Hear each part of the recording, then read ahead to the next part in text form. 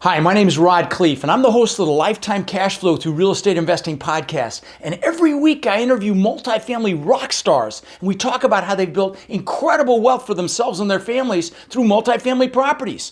So hit the like and subscribe buttons to get notified every Monday when a new episode comes out. Let's get to it. Welcome back to Multifamily Rockstars. So as you guys know, this is where we interview people that are flat out crushing it in this business and really in their lives as well. And we show you the inside scoop into how multifamily investors create massive success inside of their businesses. As always, I've got my co-host, who's the director of our massive action team for our Warrior group on the call, Mark Nagy. Mark, what's up, brother?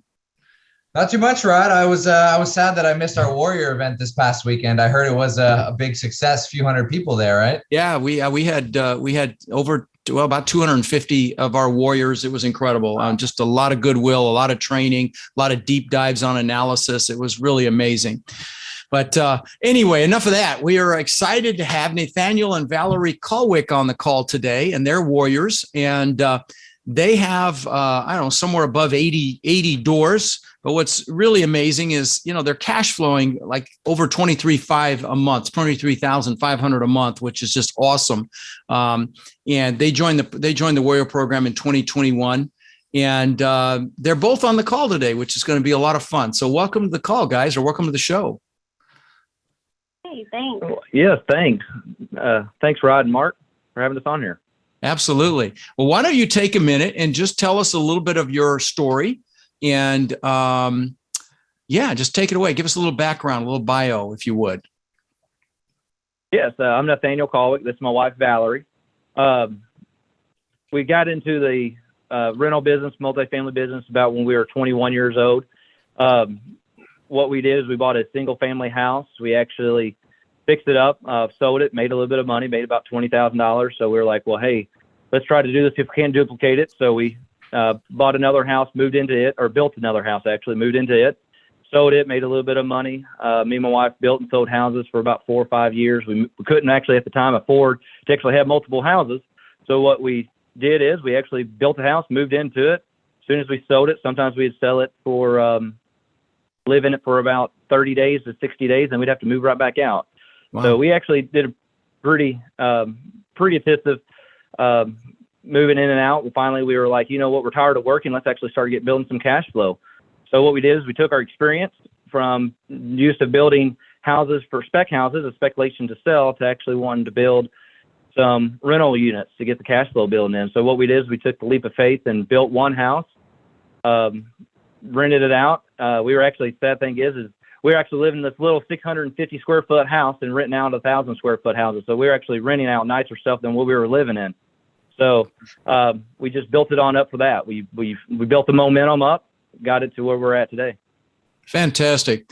It's funny. You just reminded me of something. I remember when I literally had, 300 or 400 properties, and I was living in a 600 square foot, 1-bedroom apartment that I could live in for free because I had this balloon business where I put these cold air balloons on top of the roof that said move in special for this apartment complex. And they let me live for free if I put it up once a month. So, listen, we do what we have to do to make it happen. And very, very impressive story. Guys, you have to make sacrifices to be a success in life and in business. And that wasn't the end of the world, but look at where you are now. That's awesome.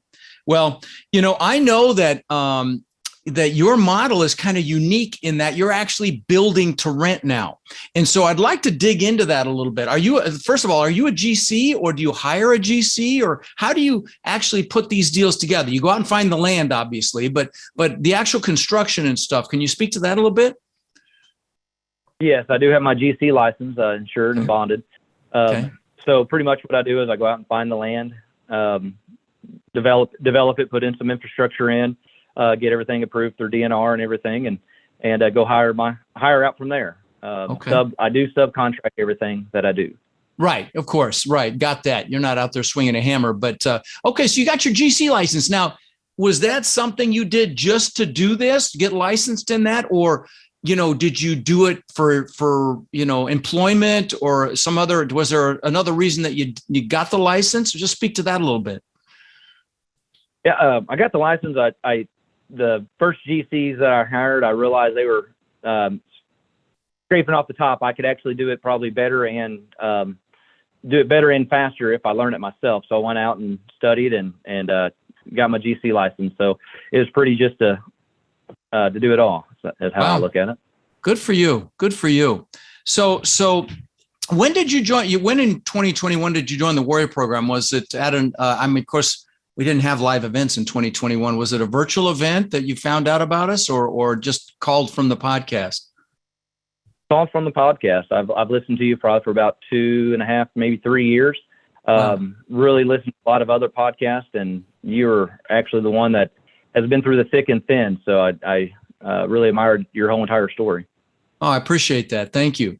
So, tell me, if you look back, were there any like epiphanies as you were getting into this real estate thing where you're like, oh, okay, now I get it, or I should be doing it this way, or just any aha moments, as it were? Does anything come to mind when I ask that question? Yes, just wish I would have went bigger, faster, and the multifamily is the way to go. Single families you're a lot more stretched. Yeah, it is, and they don't cash flow as well. It's the craziest thing. I always had a struggle figuring that out, but it's the absolute truth. They do not cash flow as well. Like even a package of single family houses does not cash flow as well as an apartment complex where everything's the same, and the logistics are easier, I believe, for sure as well. Yeah.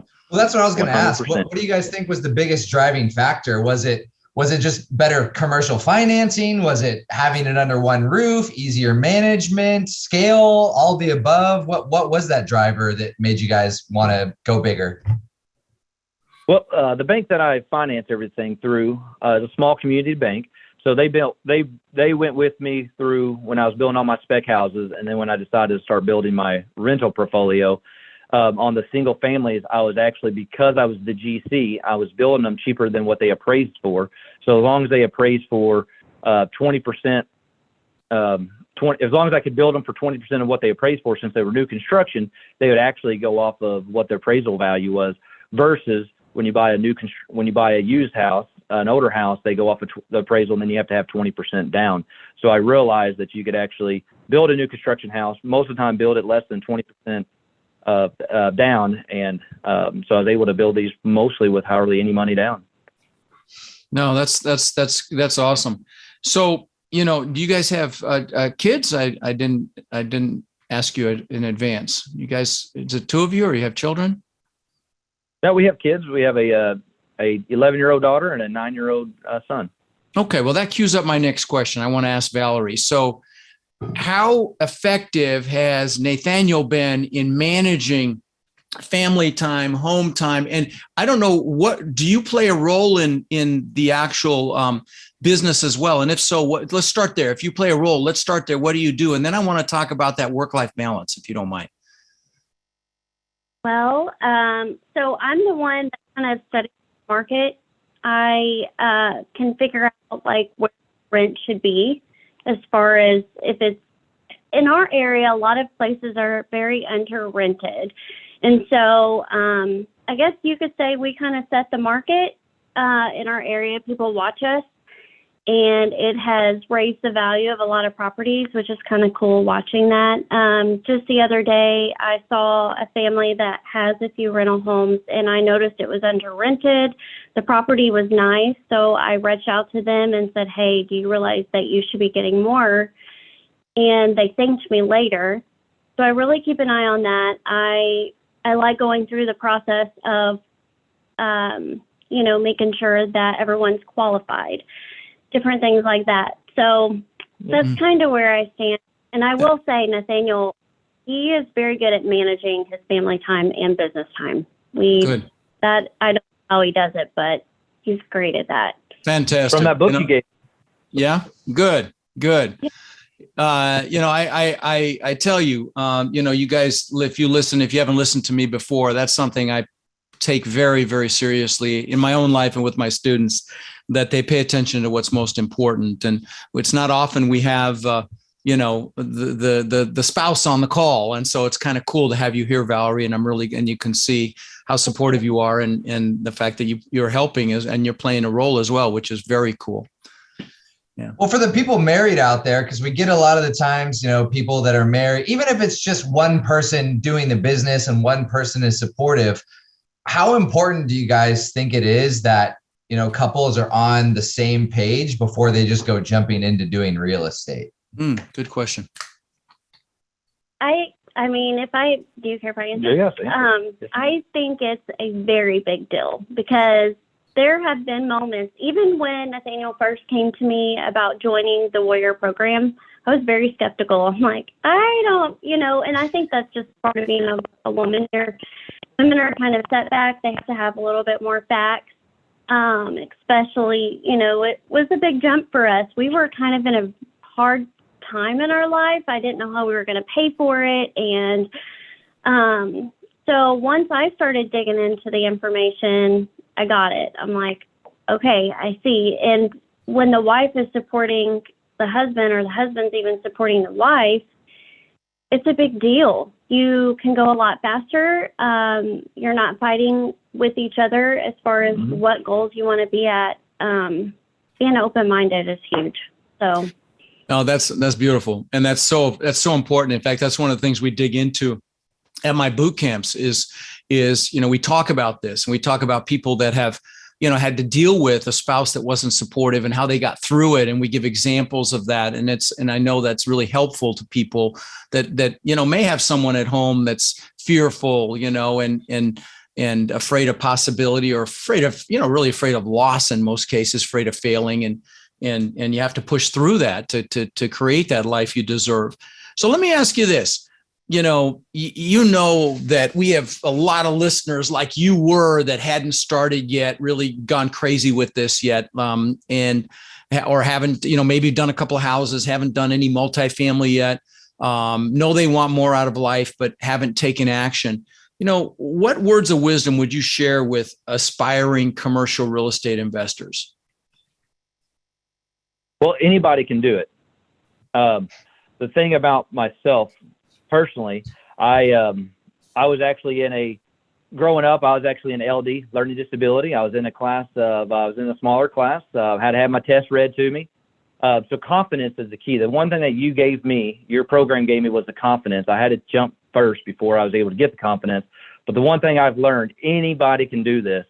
If you build yourself a team around you, anybody, take it from me. I can barely read and write if you want to look at it. That's why I always tell all my team members when they're like, man, I wish I could be like you. I'm like, you have no idea what the struggle is I went through. But if you actually knew what I was in elementary school, a lot of teachers would probably think I'd be in prison or jail or something just because of where I went. But anybody can do this. I promise you, and I can be there to support you. Anybody can do it. Love it. What a great answer, buddy. I actually struggled as well. I was in a special class for math, believe it or not. And I still don't love math. That's why I partner with the people I partner with, the CPA and just super analytical partners. So tell us about some of those mindset shifts then that you guys have had to go through over the years to get to where you're at today. Yeah, especially under your circumstances, because you probably had a lot of apprehension getting into it, anything technical, right? With that, perceived disability. And I want to say in quotation marks, perceived, so how did you get through that? Yeah. So my personality is a fight or flight. I'm the fighter. So I'm a big John Maxwell fan. Sometimes we win and sometimes we learn. So we never fail as long as we keep pushing. Right. So I have no problem failing because I'm also a Robert Kiyosaki person about, A's work for C's and B's work for the government. Because of my schooling, I'm used to failing. It's just the way it is. I got D's and F's. So with everyday life, I wasn't scared to take risk. This is a risky business, but because I wasn't scared to take risk, I pushed through it. If I failed, I didn't fail. I actually just pushed even harder to get through every wall I came to. I blew through it like a buffalo is what I believe. So the mind shift is actually proving to myself that I can do it. What about yours, Valerie? I'm just happy to see that he has the confidence to do this now. I've always believed in him, and it's a big deal. seeing how far he's.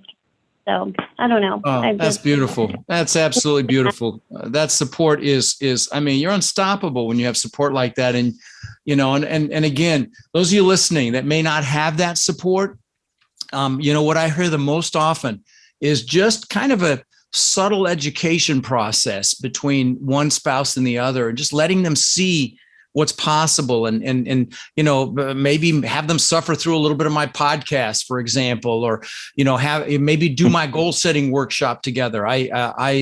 I did that on January 1st of this year, January 2nd the year before, and I think on the first year before. I do it every year, and it's this last one was really professionally done with music. So you know, you can, if you DM me on any social channel, I'll get you the link to that. It's got a downloadable guide, and you know, just get. I think it's so important to also get aligned on your goals. Do you guys agree with me? To just make sure you're headed the same direction? Yeah? Yeah. 100%. Yep. Yes. Okay. Yeah. And that, so that process, when you do those goals together, is very, very powerful. You do them separately, but then you compare notes. Very, very powerful. So let me ask you this, you know, talk about a setback, or, you know, sometime you got your butt kicked in the real estate business. I know you know, like everybody gets their butt kicked throughout life, and you had your school experience. Me too. I remember my dad writing me a letter because I was getting all D's in junior high school. Really worried about me because he didn't live with me. I just remember that. I wish I still had that dang thing, but so I struggled as well. So that resonates with me. But talk about a real estate related seminar that you may have had, you know, learning experience. I mean, in 2018, when I took a leap of faith and actually went 100% into real estate full time, I did not realize how money works with bankers, and realized all of it. So we built a couple of projects that I kind of underbid on myself, and it cost me a lot of money. It took me down. So I had to have a meeting with my banker, and actually make myself look bad in front of him. So I had to let him know, hey, I underbid on some of these jobs. I need a couple more thousands of dollars. It wasn't just a couple; it was a lot more than that.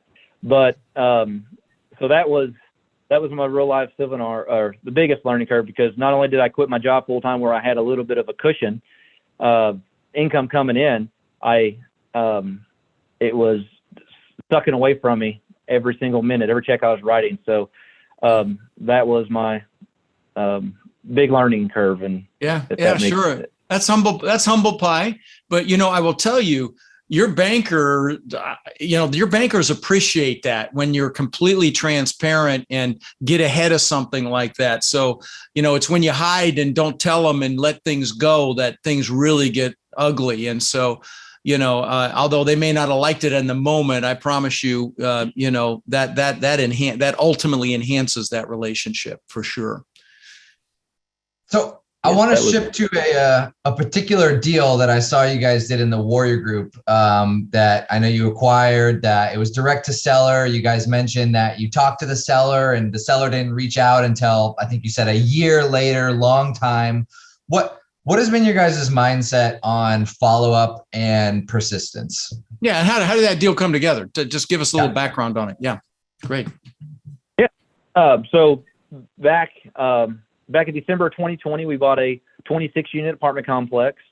The complex that you're talking about is an 8-unit apartment complex that actually is in the same role as is in the same plot of ground as all the rest of them. But for some reason, this particular 8-unit got pushed out of the properties, and somebody actually bought this one little 8-unit property. So when I first bought the 26 unit, I reached out to the couple and knew they were elderly, asked them if they were willing to sell it, and they said no, not at this time. So pretty much I'd check back probably about every quarter, every 3 months, see if they're willing to sell it. And finally, persistence has it, they finally had a bad spur where people weren't paying payments and weren't keeping the property clean like they wanted, and they reached out to us and wanted us to ask if we would buy it. So they felt a little pain finally. Finally, a little pain, yes, sir. Nice. And did you do that with other warriors? Did you guys just take that down yourself? I don't recall. No, we did take it down by ourselves. Fantastic.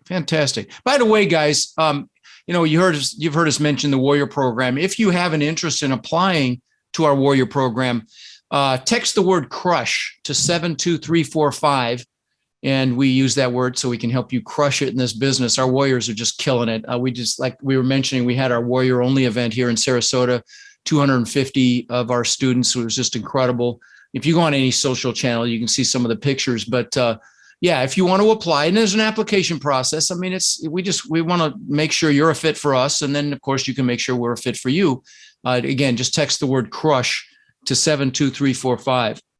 So, and as a random side note on that, by the way, just real quick, my team and I, we were talking about spouses earlier. Even if the Warrior Program isn't the right thing, we can certainly help you and your spouse get on the right page, because sometimes you don't know where to start with that conversation. Even though they're your husband, wife, whatever, you may not know what to say. And so, we have some good tools that can help you guys start that conversation with your spouse and help you guys get on the same page regardless. So just thought I'd throw that out there. No, fantastic. Yeah, fantastic. So, have there been any, well, let me ask you this question. Why do you think some people fail or give up in this business? If you have any thoughts about that.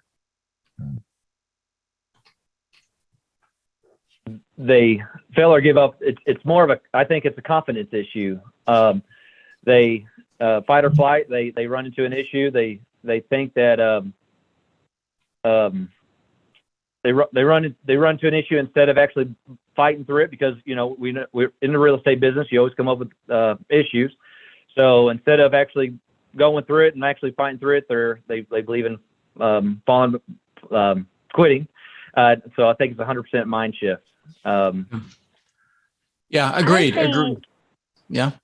Well, I can say something too. I think the support system, even that we've had with the Warrior Group, being able to pick up the phone and call anybody that we've met through going to the boot camp. A lot of people have been where you are. So being able to have other people that you can ask, because everybody's been through something that we've been through already. So, having each other is a big deal too. Oh, 100%. Yeah. I love it. Love it. So let's talk about leadership for a minute, because I know you're a leader, and I would love to get your thoughts on leadership. So tell me, what do you think is a quality that every leader should have? Talk about that for a minute. Because in this business, in this business, you end up building a team, you end up leading a team very often. And so, Nathaniel, what are some qualities that you feel like a leader should have? My biggest one is integrity. Yeah. Always telling the truth. It's my number one too. It's my number one too. Yeah. It's actually in our core values at my company we have the acronym FAMILY, and every letter stands for one, and the I is integrity. Although that was at the top of the list, we couldn't, with the word family, have it at the top of the list, but that was the first one we all agreed on. Anything else come to mind when it relates to leadership qualities?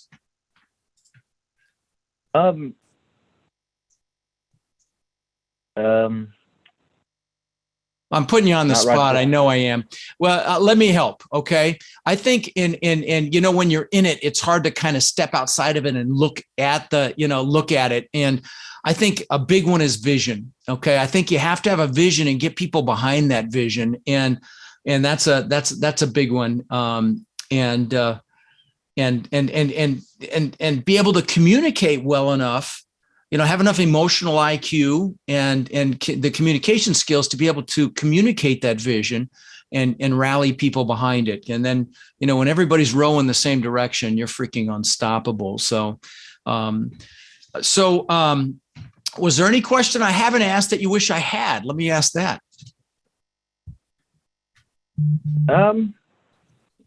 Not really. Okay. Well, I have one more for you, which is on that topic, right? The last thing, you guys talk about your why, getting uncomfortable, that of why people quit. What is your guys' big why? What's the driver to get all this cash flow that maybe having a job or a business, couldn't get you guys? Well, we are we're big on family and family support. So I grew up in a household where my dad busted his butt for our family. Really busted his butt. Worked 6 days a week, 12, 14-hour days. Now I grew up in a house where I did have almost everything. If I wanted something, he did buy it for us. But the one thing I didn't have was my father. And then when he was there, he was so stressed and so that he took it out on his family. He loved us very dearly. That's why he did what he did. But he just couldn't spend a lot of family time. So when me and my wife first got married, we've been together since we were 14. So we always been talking about goals. Wow.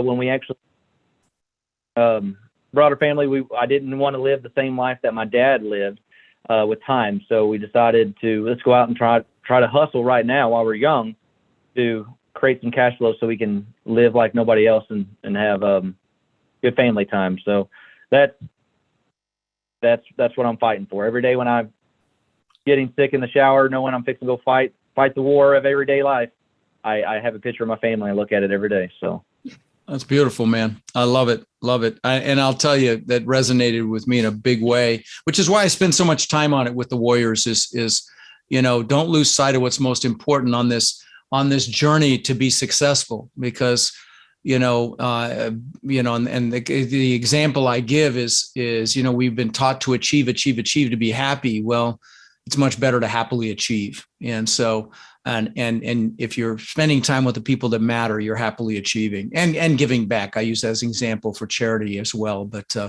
well, listen, I really appreciate you guys coming on today. It's been a lot of fun. And Valerie, I'm so glad you got to join us, and it's a pleasure to hear a little bit of your story, and looking forward to seeing you guys at the next event. I know the next one that we're having is in Denver in July. We're anticipating 1,000 people. By the way, guys, if you have not registered for that, it's super early bird pricing, and it's like ridiculously reasonable, $197 for 3 days of training with no sales pitch. So it's kind of a no-brainer. Anyway, guys, it's been a pleasure. We'll talk soon. Yep. Okay. Thanks, guys. All right. Our pleasure. Thanks. Rod, I know a lot of our listeners are wanting to take their multifamily investing business to the next level. Now, I know you've been hard at work helping our Warrior students do just that using our ACT methodology, which is awareness, close, and transform. Can you explain to the listeners how they can get our help? You bet. Guys, we've been going nonstop for 3 years, building an amazing community of like-minded people. And our coaching students, which we call our Warriors, have had extraordinary results. They've purchased thousands and thousands of units. And last year, we did over 1,000 units with our students. And we're looking to grow this group and take it to the next level. We're looking for people who want to follow a proven framework that's really step by step, and then leverage our systems and network to raise equity, to find and close deals, and to build partnerships nationwide. Now, our Warrior community is finding success in any market cycle. So if you're interested in finding out more about how you can become more of our incredible network and take advantage of the incredible opportunities that are coming very soon, apply to work with us at mentorwithrod.com or text CRUSH to 72345, and we'll set up a call so you can check us out and we can check you out. That's mentorwithrod.com or text CRUSH to 72345.